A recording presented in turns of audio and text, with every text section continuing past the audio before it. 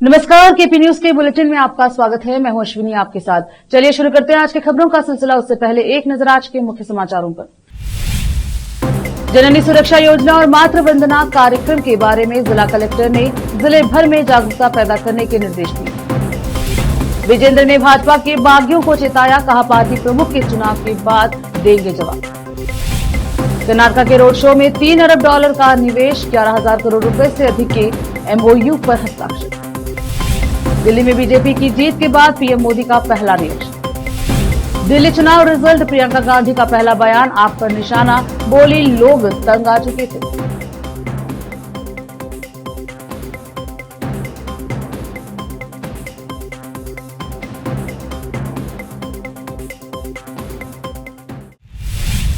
समाचारों का सिलसिला शुरू करते हुए देखते हैं समाचार विस्तार से। जिला कलेक्टर शिल्पा शर्मा ने संबंधित अधिकारियों को जिले की सभी लड़कियों के बीच जननी सुरक्षा योजना और मातृ वंदना कार्यक्रम के बारे में जागरूकता पैदा करने को कहा। आज उन्होंने तालुका स्तर के अधिकारियों के साथ बीदर तालुके के कुछ गांव का दौरा किया और नवजात शिशुओं को दिए जा रहे टीकाकरण के बारे में जानकारी प्राप्त की। उन्होंने कहा कि शहर के शहरी क्षेत्रों में प्रत्येक ग्राम पंचायत में विशेष जागरूकता मार्च आयोजित किया जाए। जिलाधिकारी ने सुझाव दिया कि महिला एवं बाल विकास विभाग तथा स्वास्थ्य विभाग के अधिकारी इस संबंध में हर माह विशेष सूचना एवं जागरूकता अभियान आयोजित करें। जननी सुरक्षा योजना के तहत ग्रामीण क्षेत्रों में सरकारी अस्पतालों में बच्चे को जन्म देने वाली प्रत्येक महिला को पहले और दूसरे जन्म पर 700 रुपए मिलेंगे और शहरों में लाभार्थी के खाते में 600 रुपए जमा किए जा रहे हैं। मातृ वंदना कार्यक्रम के अंतर्गत प्रथम प्रसव पर 5,000 रुपए, 2 किश्तों में तथा दूसरे प्रसव में लड़की पैदा होने पर 6,000 रुपए जिला कलेक्टर ने बताया कि यह राशि एक किश्त में दी जाएगी। मातृ वंदना योजना के तहत महिलाओं को आंगनबाड़ी केंद्र में पंजीकरण कराना होगा। इस वर्ष 10,629 महिलाएं पंजीकृत हैं। इनमें से पहली बार गर्भवती हुई 6,592 महिलाओं को 5,000 रुपए दिए गए।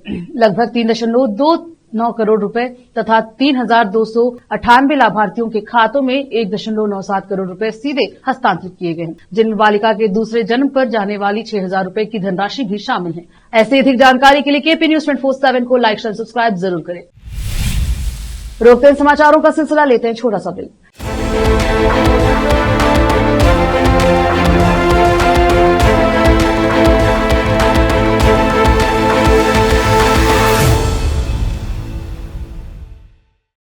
नूर एजुकेशन ट्रस्ट बीदर की ओर से चलाए जाने वाला Noor MEd and BEd college Bidar, recognised by NCTE Delhi and affiliated to Bidar University, Bidar.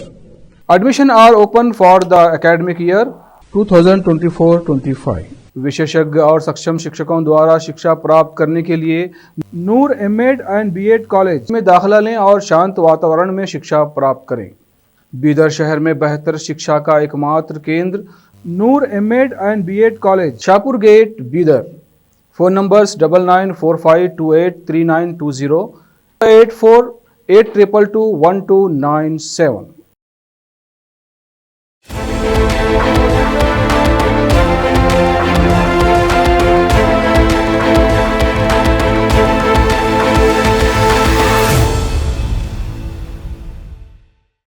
Break के बाद स्वागत है आपका। देखते हैं समाचार देश के। कर्नाटक भाजपा अध्यक्ष बीवाई विजेंद्र ने कहा है कि वह प्रदेश अध्यक्ष पद के लिए चुनाव प्रक्रिया पूरी होने के बाद पार्टी में अपने आलोचकों को जवाब देंगे। चुनाव प्रक्रिया 20 फरवरी तक पूरी होने की उम्मीद है। कर्नाटक भाजपा में सत्ता संघर्ष पर चुप्पी साधने वाले नेताओं, उनके पिता बीएस येदियुरप्पा पर हमला करने वालों पर निशाना साधते हुए विजेंद्र ने कहा, मैं अपनी पार्टी के कुछ नेताओं द्वारा दिए गए बयानों से अवगत हूं। मैंने उनके बयानों पर प्रतिक्रिया नहीं दी क्योंकि इससे पार्टी और हमारे कार्यकर्ताओं को शर्मिंदगी होती। अपनी मुख्य आलोचक भाजपा विधायक बसवनगौड़ पाटिल यत्नाल और उनके सहयोगियों द्वारा येदियुरप्पा पर किए गए मौखिक हमले का जवाब देते हुए विजेंद्र ने एक चेतावनी जारी की, हालांकि सूक्ष्म तरीके से। उन्होंने कहा, पार्टी प्रमुख पद के लिए चुनाव समाप्त होने के बाद मैं उनके बयानों का एक एक करके जवाब दूंगा। चुनाव प्रक्रिया जल्द ही शुरू होगी और संकेत है कि यह 20 फरवरी तक समाप्त हो जाएगी। ऐसी अधिक जानकारी के लिए केपी न्यूज 24/7 को लाइक एंड सब्सक्राइब जरूर करें। जापान, दक्षिण कोरिया, अमेरिका और यूरोप में कर्नाटक के वैश्विक रोड शो ने $3 अरब के निवेश की रुचि और 11,000 करोड़ रुपए से अधिक के समझौते ज्ञापनों को आकर्षित किया है। बड़े और छोटे उद्योग मंत्री एमबी पाटिल ने 12 से 14 फरवरी को होने वाली ग्लोबल इन्वेस्टर्स मीट से पहले द न्यू इंडियन एक्सप्रेस को बताया, हमें अपने रोड शो को लेकर बहुत अच्छी प्रतिक्रिया मिली है। जापान और दक्षिण कोरिया में 200 से ज्यादा कंपनियों ने हिस्सा लिया। यूरोपीय राज्य ने 50 से ज्यादा B2G business to government meeting और 4 देशों में 7 रोड शो आयोजित किए। हमने 20 से ज्यादा विश्वविद्यालयों के साथ भी सहयोग किया। पाटिल ने यह भी बताया कि कर्नाटक निवेश प्रक्रिया को सरल बनाने के लिए AI संचालित सिंगल विंडो क्लियरेंस सिस्टम को लागू करने पर काम कर रहा है, जिससे कंपनियों के लिए मंजूरी प्राप्त करना और उनके लिए अनुकूल प्रोत्साहन प्राप्त करना आसान हो जाएगा।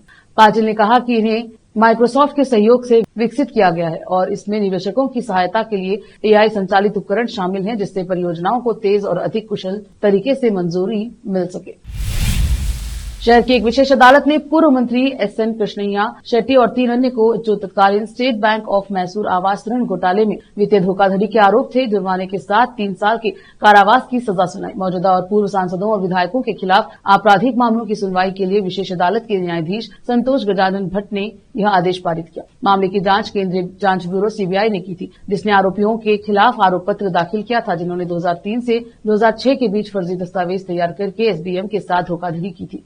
अदालत ने शेट्टी पर 5,25,000 रुपए और दूसरे आरोपी बैंक के कर्मचारी MTV रेड्डी पर 7,75,000 रुपए का जुर्माना लगाया। इस मामले में अभी तक कोई ठोस कारण नहीं बताया गया है। सजा पाए व्यक्तियों के अनुरोध को स्वीकार करते हुए अदालत ने सजा को 1 महीने के लिए निलंबित कर दिया तथा उन्हें जमानत दे दी ताकि वे आदेश के खिलाफ अपील दायर कर सकें। रुकते समाचारों का सिलसिला लेते हैं छोटा सा break. Noor education trust Bidar की ओर से चलाए जाने वाला Noor MEd and BEd college Bidar recognised by NCTE Delhi and affiliated to Bidar University, Bidar. Admission are open for the academic year 2024-25. विशेषज्ञ और सक्षम शिक्षकों द्वारा शिक्षा प्राप्त करने के लिए नूर एमएड एंड बीएड कॉलेज में दाखिला लें और शांत वातावरण में शिक्षा प्राप्त करें। बीदर शहर में बेहतर शिक्षा का एकमात्र केंद्र Noor MEd and BEd college, Shahpur gate, Bidar. Phone numbers 9945283920, 8482221297। Break के बाद स्वागत है आपका। देखते हैं समाचार देश की। दिल्ली में बीजेपी की जीत पर प्रधानमंत्री मोदी का बयान सामने आया है। पीएम मोदी ने दिल्ली में बीजेपी की जीत को विकास और सुशासन की जीत। पीएम मोदी ने कहा कि जनशक्ति सर्वोपरि है, यह विकास और सुशासन की जीत है। दिल्ली में अपने सभी भाई बहनों को ऐतिहासिक जीत दिलाने के लिए मेरा वंदन और अभिनंदन। आपने जो भरपूर आशीर्वाद और स्नेह दिया है उसके लिए आप सभी का हृदय से बहुत बहुत आभार। पीएम मोदी ने ट्वीट कर कहा कि दिल्ली के चौतरफा विकास और यहां के लोगों का जीवन उत्तम बनाने के लिए उनकी पार्टी की सरकार लगातार काम करती रहेगी। पीएम मोदी ने कहा कि मुझे बीजेपी के हर कार्यकर्ता पर गर्व है, जिन्होंने बहुत मेहनत की है और इस शानदार नतीजे तक पहुंचे हैं। हम और भी जोश से काम करेंगे और दिल्ली के शानदार लोगों की सेवा करेंगे। पीएम मोदी ने जनता को भरोसा दिलाया कि दिल्ली के चौतरफा विकास और यहां के लोगों का जीवन उत्तम बनाने के लिए हम कोई कसर नहीं छोड़ेंगे। यह हमारी गारंटी है। इसके साथ ही हम यह भी सुनिश्चित करेंगे कि विकसित भारत के निर्माण में दिल्ली की अहम भूमिका हो। पीएम ने कहा है कि मुझे भाजपा के अपने सभी कार्यकर्ताओं पर बहुत गर्व है, जिन्होंने इस प्रचंड जनादेश के लिए दिन रात एक कर दिया है। अब हम और भी अधिक मजबूती से अपने दिल्लीवासियों की सेवा में समर्पित रहेंगे। ऐसे अधिक जानकारी के लिए KP News 24/7 को लाइक, शेयर, सब्सक्राइब जरूर करें।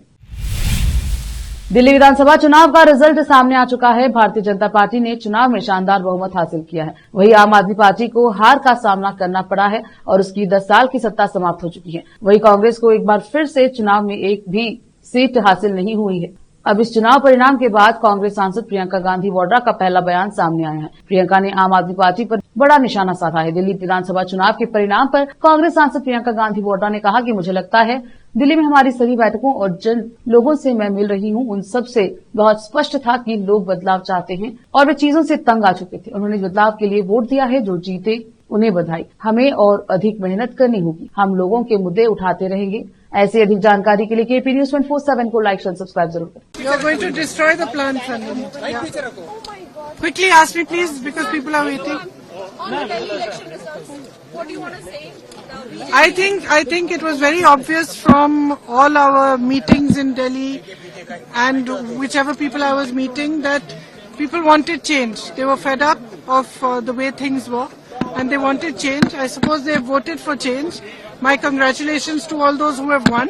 And for the rest of us, it just means we have to work harder and we have to stay there, be on the ground and be responsive to the people's issues. Thank you. Ma'am, just one more question.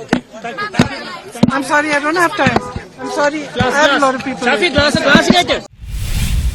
राजधानी दिल्ली में Bharatiya Janata party बहुमत के आंकड़ों की तरफ बढ़ रही है। सुबह से ही भारतीय जनता पार्टी बढ़त बनाए हुए है। वहीं दिल्ली की कई सीटों पर चुनाव के नतीजे भी सामने आने शुरू हो गए हैं। दिल्ली में आम आदमी पार्टी के कई बड़े चेहरों को झटका लगा है। दिल्ली के पूर्व सीएम और आप प्रमुख अरविंद केजरीवाल भी अपनी सीट नहीं बचा सके। इसके अलावा आम आदमी पार्टी की सरकार के दौरान मंत्री रह चुके कई बड़े दिग्गज भी अपनी सीट गंवा चुके हैं।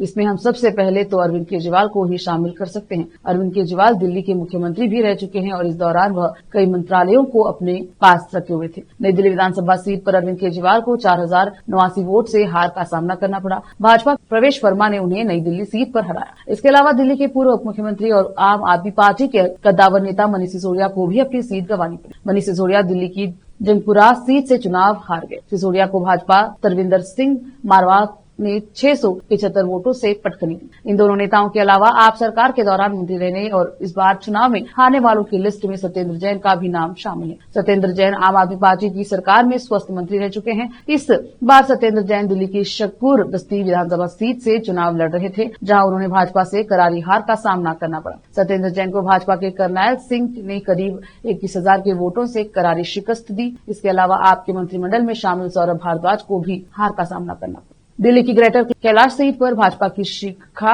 राय ने कैबिनेट मंत्री रह चुके सौरभ भारद्वाज को 3,188 वोटों से हराया।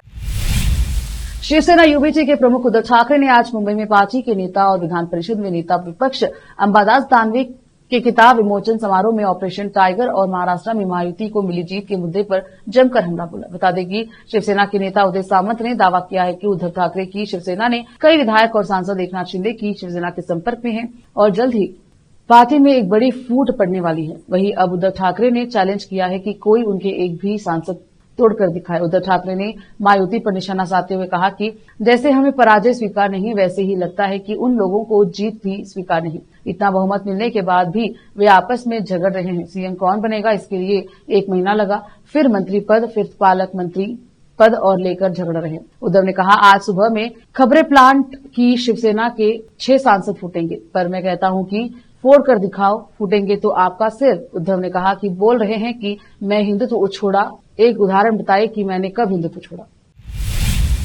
सीएम योगी आदित्यनाथ ने कहा कि पीएम नरेंद्र मोदी के नेतृत्व में सुरक्षा, सुशासन और लोक कल्याणकारी कार्य को पिछले 11 वर्षों से निरंतर चल रहे उनकी विजय है। मैं दिल्ली में विजय हुए सभी प्रत्याशियों को, भाजपा के सभी कार्यकर्ताओं को बधाई देता हूं। प्रधानमंत्री मोदी, भाजपा के राष्ट्रीय अध्यक्ष जेपी नड्डा, रणनीतिकार के रूप में केंद्रीय गृह मंत्री और सहकारिता मंत्री अमित शाह समेत केंद्रीय नेतृत्व को 2.5 दशक के बाद दिल्ली में कमल खिलने के लिए हृदय से अभिनंदन करता हूं। दिल्ली में झूठ और लूट की राजनीति पर पूर्ण विराम हुआ है। अब हमारी राजधानी भी दिल्ली वासियों को लोक कल्याणकारी नीतियों का लाभ होगा। सीएम योगी आदित्यनाथ ने कहा है कि मिल्कीपुर सीट से भाजपा के उम्मीदवार की जीत लेकर कहा कि मैं चंद्रभान पासवान की विजय होने पर भाजपा और सहयोगी दलों के सभी पदाधिकारियों को अयोध्या में मिल्कीपुर विधानसभा के कार्यकर्ताओं का अभिनंदन करता हूं। सीएम योगी आदित्यनाथ ने कहा कि हमारी राष्ट्रीय राजधानी को भी अब सुशासन, विकास और लोक कल्याणकारी योजनाओं का लाभ मिलेगा। पिछले 11 वर्षों से दिल्ली के अंदर जो स्थिति पैदा कर दी गई थी, उसने दिल्ली को बहुत पीछे धकेल दिया। बता दें कि पीएम मोदी ने दिल्ली में भाजपा को मिली प्रचंड जीत पर कहा, मुझे बीजेपी के अपने सभी कार्यकर्ताओं पर बहुत गर्व है, जिन्होंने इस प्रचंड जनादेश के लिए दिन रात एक कर दिया। अब हम और भी अधिक मजबूती से अपने दिल्लीवासियों की सेवा में समर्पित रहेंगे। ऐसी अधिक जानकारी के लिए केपी न्यूज 24/7 को लाइक एंड सब्सक्राइब जरूर करें। दिल्ली विधानसभा चुनाव का परिणाम और उत्तर प्रदेश की अयोध्या जनपद की मिल्कीपुर विधानसभा उपचुनाव का परिणाम झूठ एवं लूट की राजनीति पर पूर्ण विराम का स्पष्ट संकेत कर रही है। आदरणीय प्रधानमंत्री श्री नरेंद्र मोदी जी के नेतृत्व में सेवा, सुरक्षा, सुशासन और लोक कल्याणकारी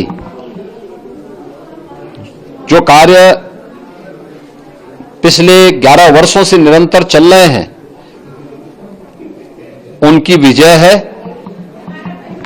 मैं दिल्ली में विजयी हुए सभी प्रत्याशियों को, भारतीय जनता पार्टी के सभी कार्यकर्ताओं को हृदय से बधाई देता हूं और आदरणीय प्रधानमंत्री जी भारतीय जनता पार्टी के राष्ट्रीय अध्यक्ष आदरणीय श्री जेपी नड्डा जी, रणनीतिकार के रूप में केंद्रीय गृह और सहकार। रोकते समाचारों का सिलसिला लेते हैं छोटा सा break. Noor education trust Bidar की ओर से चलाए जाने वाला Noor MEd and BEd college Bidar, recognised by NCTE Delhi and affiliated to Bidar University, Bidar, admission are open for the academic year 2024-25. विशेषज्ञ और सक्षम शिक्षकों द्वारा शिक्षा प्राप्त करने के लिए नूर एमएड एंड बीएड कॉलेज में दाखिला लें और शांत वातावरण में शिक्षा प्राप्त करें। बीदर शहर में बेहतर शिक्षा का एकमात्र केंद्र Noor MEd and BEd college, Shahpur gate, Bidar. Phone numbers 9945283920, 8482221297। Break के बाद स्वागत है आपका। देखते हैं अंतर्राष्ट्रीय समाचार। ब्राजील के साओ पाउलो शहर के पास एक छोटा विमान सड़क पर दुर्घटनाग्रस्त हो गया, जिससे कई वाहन क्षतिग्रस्त हो गए। राज्य के अग्निशमन दल ने सोशल मीडिया पर इस हादसे के बारे में जानकारी दी। स्थानीय मीडिया की ओर से साझा की गई तस्वीरों में विमान का जलता हुआ मलबा नजर आ रहा है। वही स्थानीय मीडिया जीवन आउटलेट ने अपनी खबर में दावा किया है कि इस हादसे में कम से कम 2 यात्री मारे गए। पाकिस्तान के उत्तर पश्चिम खैबर पख्तूनख्वा प्रांत में सुरक्षा बलों ने खुफिया जानकारी के आधार पर चलाए गए अभियान में 12 आतंकवादियों को मार गिराया। पाकिस्तानी सेना की मीडिया शाखा के अनुसार यह अभियान उत्तरी वजीरिस्तान के हसन खेल इलाके में 5-6 फरवरी की दरमियानी रात को चलाया गया, जिसमें एक सुरक्षाकर्मी की भी जान चली गई। बयान में कहा गया कि इलाके में आतंकवादियों की मौजूदगी के बारे में खुफिया जानकारी मिली थी, जिसके आधार पर अभियान को अंजाम दिया गया है। बयान में यह भी कहा गया कि अभियान के दौरान सुरक्षा बलों ने आतंकवादी ठिकानों को पुख्ता तरीके से निशाना बनाया और 12 आतंकवादियों को मार गिराया। इसमें कहा गया कि आतंकवादियों के कब्जे से हथियार और गोला बारूद बरामद किए गए हैं और ये आतंकी सुरक्षा बलों के साथ साथ नागरिकों के खिलाफ कई आतंकवादी गतिविधियों में भी शामिल थे। फिर से एक नजर आज के मुख्य समाचारों पर। जननी सुरक्षा योजना और मातृ वंदना कार्यक्रम के बारे में जिला कलेक्टर ने जिले भर में जागरूकता पैदा करने के निर्देश दिए। विजेंद्र ने भाजपा के बागियों को चेताया, कहा पार्टी प्रमुख के चुनाव के बाद देंगे जवाब। कर्नाटक के रोड शो में $3 अरब का निवेश, 11,000 करोड़ रुपए से अधिक के एमओयू पर हस्ताक्षर। दिल्ली में बीजेपी की जीत के बाद पीएम मोदी का पहला निवेश। दिल्ली चुनाव रिजल्ट, प्रियंका गांधी का पहला बयान, आप पर निशाना, बोली लोग तंग आ चुके थे।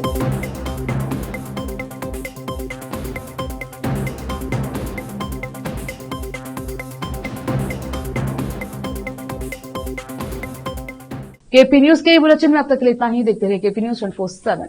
ऐसे अधिक जानकारी के लिए केपी न्यूज 24/7 को लाइक, शेयर, सब्सक्राइब जरूर करें। धन्यवाद।